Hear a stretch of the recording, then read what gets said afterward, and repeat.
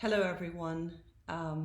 This is my first Facebook Live, and I wanted to reach out to you guys and just say that in these very challenging times that we're finding ourselves living in, that one thing that has really helped me on my journey through life has been the practice of silence.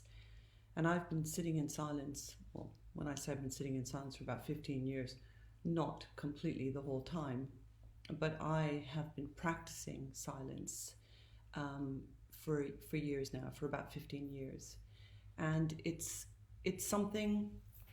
It's a practice that has helped keep me grounded. It's kept me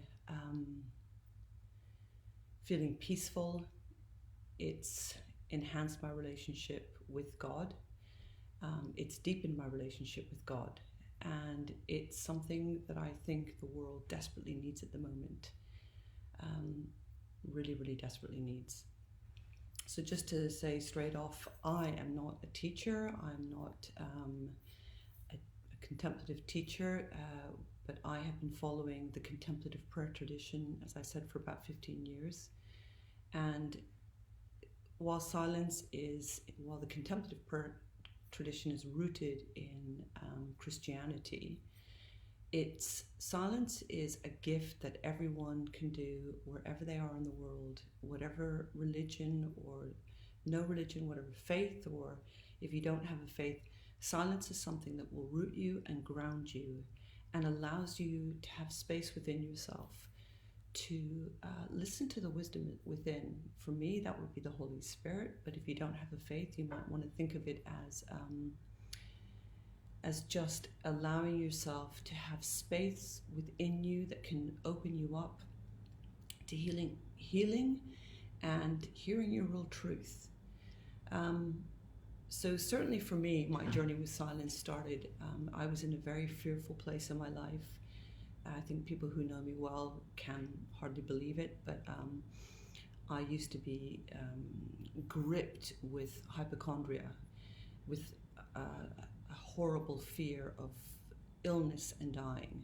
And I'd had all the prayer going. I'd had healing prayer and listening prayer and salvos and sozos, and while they're all beautiful and powerful and have a very strong place in my life, silence is what rooted me, what started to ground me.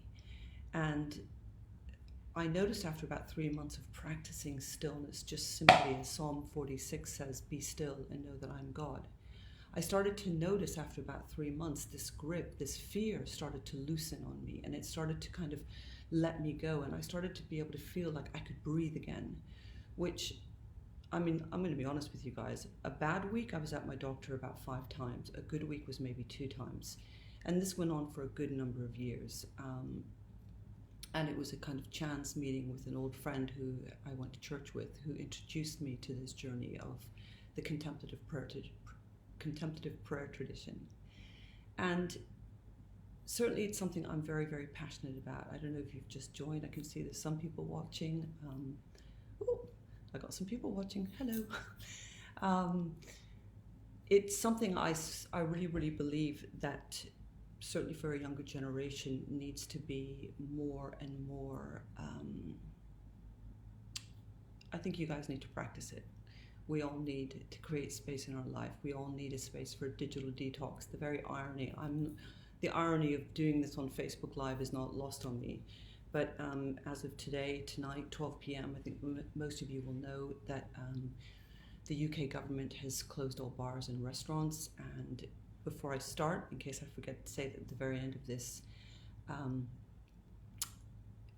we're going to have a lot of time on our hands, and I'd love to, if you're interested and you want to hear more about the practice of silence and go deeper into the contemplative and actually feel that we're part of a community together, that we're actually in this together, that we're being intentional about keeping an eye on each other and doing this journey together where we can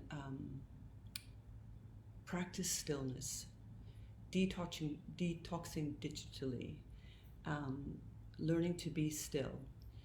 So with that in mind, the contemplative prayer, the journey of silence, as I simply call it. I don't call it the contemplative prayer all the time. Most people who know me will know that every morning I have a quiet time. I've done that for probably about 20 years. And when my boys were young, when Christian and Gabriel were young, it used to look like me coming down to the kitchen for about 6:15, and spending about 45 minutes on my own with God, with Abba. And then I started praying. I started introducing silence into that time. And it's after the silence that I really started to see quite a lot of breakthrough in my life. And then fast forward to about 5 years ago, a lot of you who are watching know, maybe some of you who are watching don't know, but a friend of mine, Christy, moved in with us, and it's her story. She needs to kind of tell you her own story, but Christy moved in with us about 5 years ago, and she came down to the kitchen one day and she said, "What are you doing?" And I said, "Well, I'm sitting in silence, and I'm very protective of my silence because it's my quiet time with God." And she said, "Can I join you?" And I said, "Well, you can join me, but I don't speak." And so I started to teach her about this practice of silence, just silent space. I call it silent space. And after about 3 months of her sitting in it, it emerged that she was actually getting quite deep in her healing as a result of just creating this space within her heart to be still. So I know that silence is very profound, and it's very, very straightforward and simple. And I've got a few little props that I use. Every time I sit in my silence, I use a holding cross. I don't know why, I just love the idea of it connecting me. I almost sometimes imagine that when I'm using my holding cross, I'm actually holding onto God's hand. When my mind starts to wander, I sometimes take my little prayer beads and I'll just fiddle with them. I'm sure there's some scientific evidence that says that when you're using your prayer beads that you can actually quieten your mind. I certainly find that helps me. And another important part of my practice, I call it a practice, is always setting an intention. So in silent space, as we're going to call it from now on, there's 3 kind of short steps to this. First of all is learning to be still and to quieten our mind. Now, I want to start from the beginning by saying to you, this is not about the absence of thoughts. We're not trying to make our minds go blank. That is quite unnatural. What we're simply trying to do, the way that I've been taught and the way that I think is very encouraging, is to say that we're simply trying to create space around our thoughts. We're simply trying to allow the wisdom that lives within us to rise up and have, oh, that bottle keeps popping, sorry. And that's another great thing about silence. You'll always find that there's distractions that are going on, but that's part of life. And I think that as we learn to journey this together and we realize that distractions are part of life, then they stop irritating us. It used to be that I had 3 cats vying for my attention when I was sitting in silence, or my kids would walk into the kitchen or something. So what I want to do tonight is I want us to start with a short 6-minute silent sit, and I'm going to talk you through all of these 3 little steps.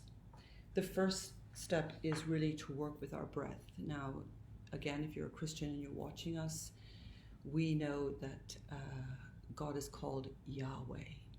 And there's a beautiful story, I don't know who said it, but I heard this somewhere along the way, that the word Yahweh is actually the inhale, the Yahweh, and the exhale is, so the first word that we said was God's name, and the first sigh we took, or breath we took, was God's name, and the last breath we take will be his name as well. So we work with our breath, and the breath helps ground us, and it helps center us. And if this is sounding a bit Eastern meditation to you, I don't know what else to say.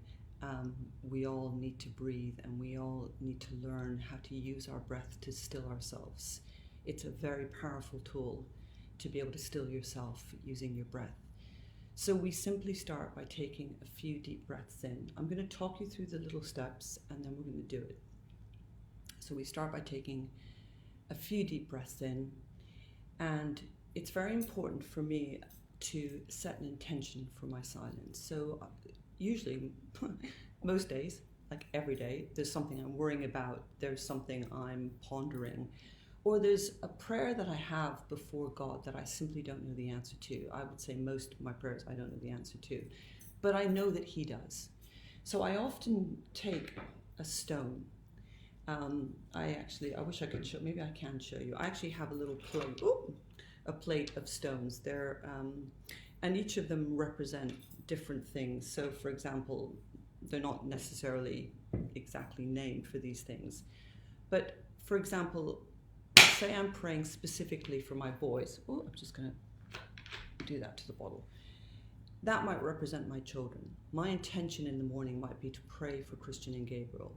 So I'll simply hold up the intention before God. And I don't often know what they need.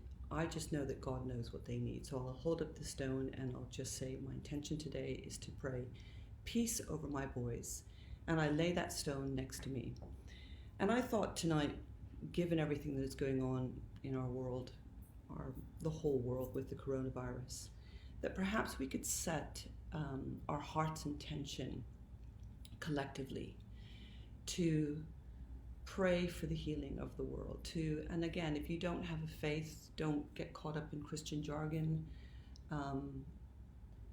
Maybe you just want to send good vibes to the world. Maybe you just want to align your heart with sending good thoughts out to the world. For me, because I am a Christian, the intention of my heart is to pray for healing of the world. So I'm setting my intention. And that is represented by me holding my stone out before Abba in the morning, or as I said right now with you. I set my intention before you, Abba, to pray for the healing of the world. And I ask you now to give us peace in this moment. And that's my first step. The second step is to choose what I call my anchor word. In the contemplative prayer tradition, it's called a sacred word. And it can be a word that is short. My sacred word happens to be Jesus.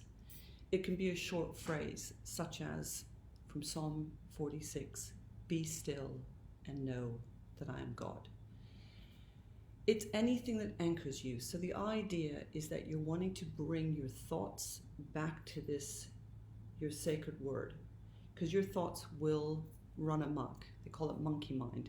It's like watching your thoughts going back and forth. And I have to be honest, most times when I sit in silence, I'm busy planning what we're going to be having for dinner, or I'm busy thinking about what I have to do that day. When I catch myself thinking, and that's the important thing, to catch yourself thinking, I don't beat myself up. I actually find it amusing that I'm still doing it after all these years. I simply bring myself back to my sacred word, to my anchor word. So I simply, with my eyes closed, bring my eyes back to my sacred word. So what I want to do is I want to take all of these steps together, and I'm going to set my timer for 6 minutes. We're going to do a 6-minute sit. I know that's going to be quite scary for some of you who've never done this before. So we've already set our intention. Our intention is, Abba, heal the world. Heal our hearts. Peace be on our world. And I invite you now to close your eyes and to ask either God or your inner wisdom what your sacred word should be. You have so many to choose from. If you are a person of faith, you might want to root it in your faith.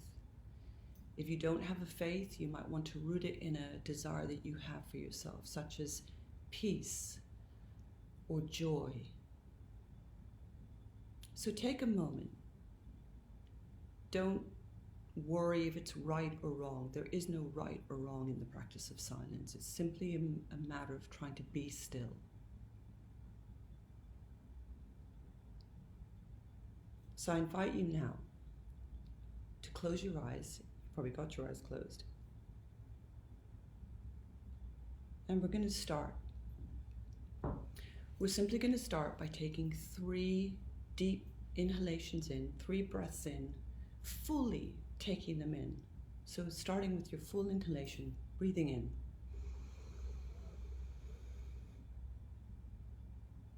Holding it a bit and releasing it.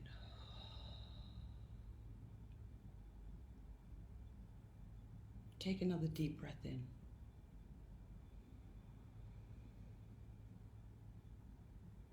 and release it.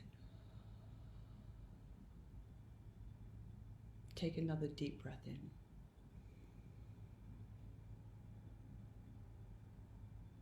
And release it. And now I invite you in the stillness of this place to lay your sacred word as if a feather is being laid upon a pillow. In your mind's eye, in your heart imagination, see yourself laying this word like a feather on a pillow. Now keep your breathing, keep your rhythm of breathing going. It doesn't have to be as deep as those first 3 breaths, but keep breathing in and breathing out.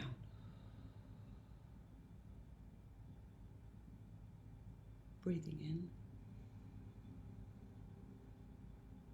breathing out.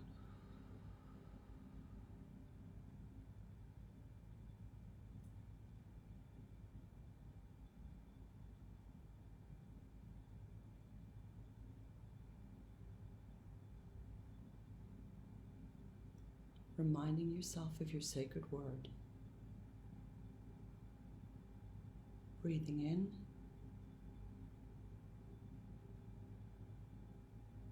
breathing out.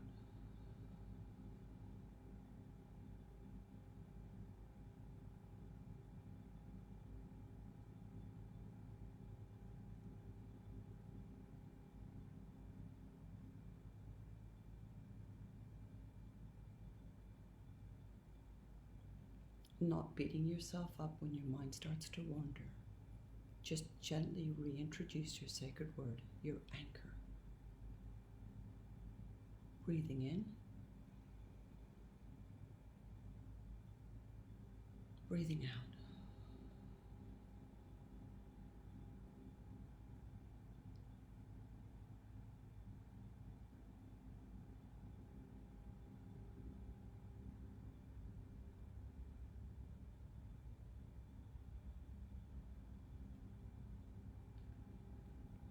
You're doing great. You've already done 3 minutes.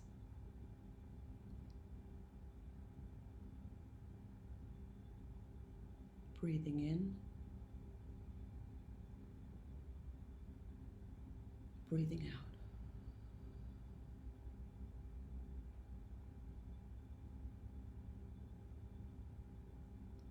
Creating space, breathing out.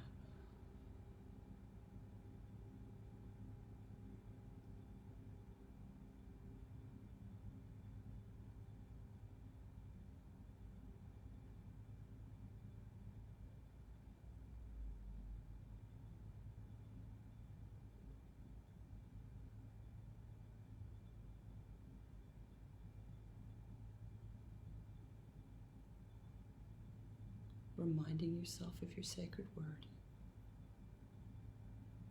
Allowing your thoughts to come and go.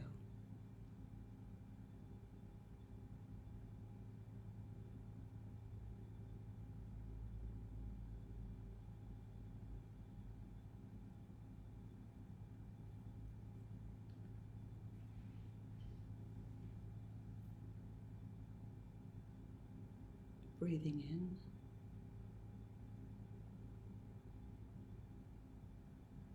breathing out.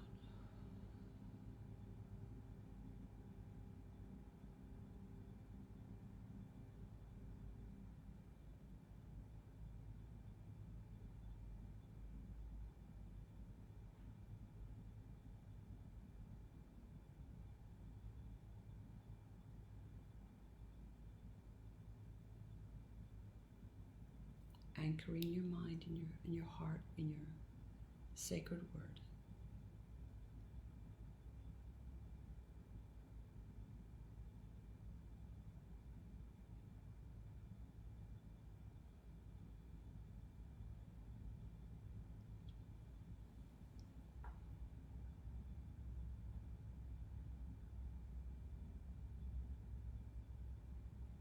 Breathing in,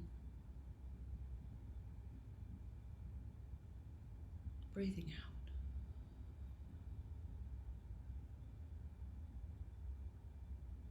Be still and know that I am God. Breathing in.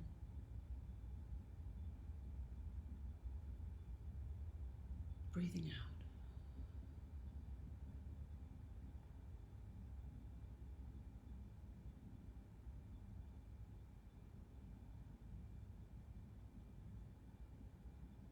Anchoring yourself in your sacred word.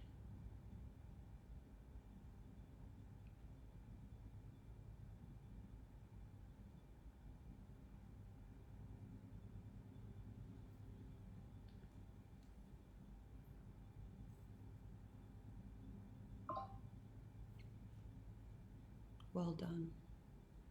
You did 6 minutes. You might not have felt you did 6 minutes. Your mind might have been racing. Mine was. I was wondering about, do I look foolish sitting here with my eyes shut in a Facebook Live for 6 minutes? I hope that felt enriching for you. Some of you might feel that it felt a bit scary. There is no right or wrong in silence. Remember, this is simply about creating space within your heart, within your being. I did want to kind of finish with a guided meditation. I love doing guided meditations, and they take me into a place that's really rich, and I get to use my imagination. But I felt tonight that what we could do is kind of a collective, it's a meditation called Loving Kindness. And it just felt appropriate and felt right for this time. It's called a loving kindness meditation, as I've said. And so I invite you now just to put your hand on your heart.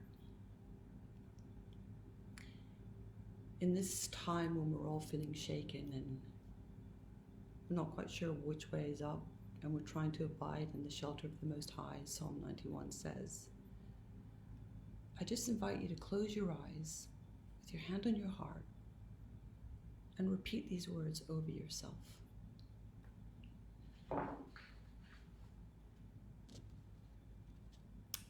May I be happy.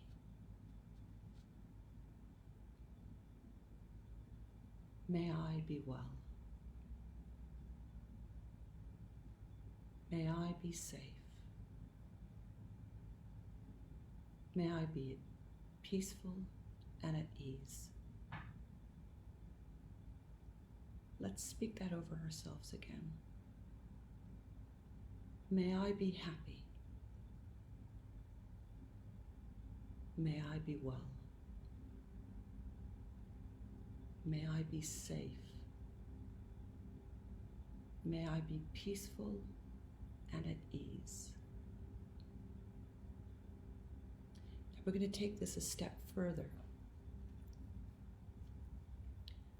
because I believe that collectively together our prayers make a difference.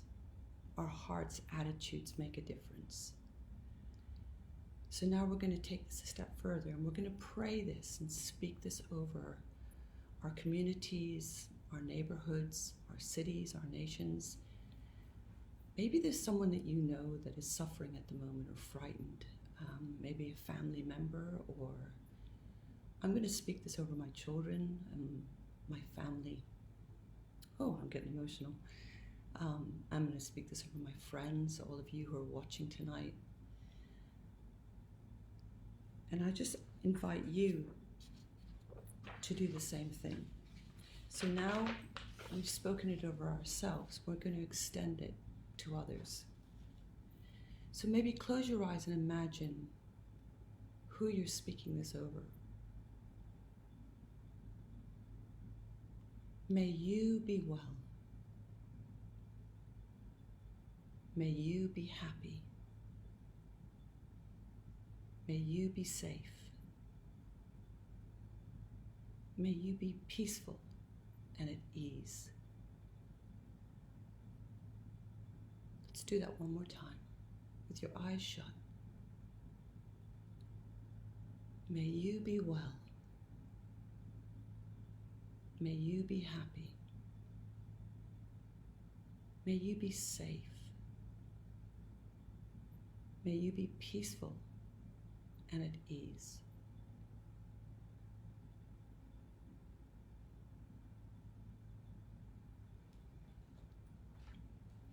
I love what it says in Psalm 91, and I'm sure a lot of you are praying it and believing it at the moment. And I just want to, you can see how well organized I am on this Facebook Live.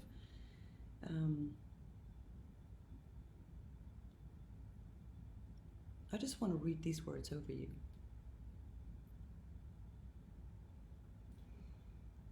May you dwell in the shelter of the Most High, and may you rest in the shadow of the Almighty.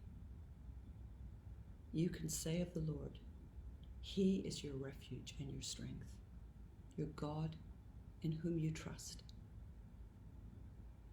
Surely He will save us. He will save you from the fowler's snare and from the deadly pestilence. He will cover you with His feathers, and under His wings you will find refuge. His faithfulness will be your shield and rampart. You will not fear the terror of night, nor the arrow that flies by day, nor the pestilence that stalks in the darkness, nor the plague that destroys at midday. 1,000 may fall at your side, 10,000 at your right hand, but it will not come near you. You will only observe with your eyes and see the punishment of the wicked. I'm just going to skip to the end. No, I'm going to carry on. If you say, the Lord is my refuge, and you make the Most High your dwelling, no harm will overtake you. No disaster will come near your tent. For He will command, He will command His angels concerning you to guard you in all your ways. They will lift you up in their hands so that you will not strike your foot against a stone. You will tread on the lion and the cobra. You will trample the great lion and the serpent. Because He loves me, says the Lord, says Abba God to you, I will rescue him. I will protect him, for he acknowledges my name. He will call on me, you can call on Abba, and I will answer him. I will be with him in trouble. I will deliver him and honor him. With long life I will satisfy him and show him my salvation. So we're coming to the end of this silent space. Thank you for joining me. I hope that you feel like you've been enriched. I hope that you feel that you have something that you can take away. I'd love to do this next week again. So if any of you feel that you want to join me again doing a silent space, maybe throughout these next weeks and months we can actually meet here and share thoughts and wisdom. There's so many great teachers out there. As I said in the beginning, I'm not a contemplative prayer teacher. I'm just someone who loves silence, and it's one of the ways that God speaks to me very, very deeply. But I just wanted to say that if you do have any questions, you can send me a message either here on Facebook, or you can email me. I've created this sheet just with the points, and at the end you can see our email address. I hope you can see that. hello@i61collective.com. Remember to work with your breath. Remember to set your intention and to use your sacred word as your anchor.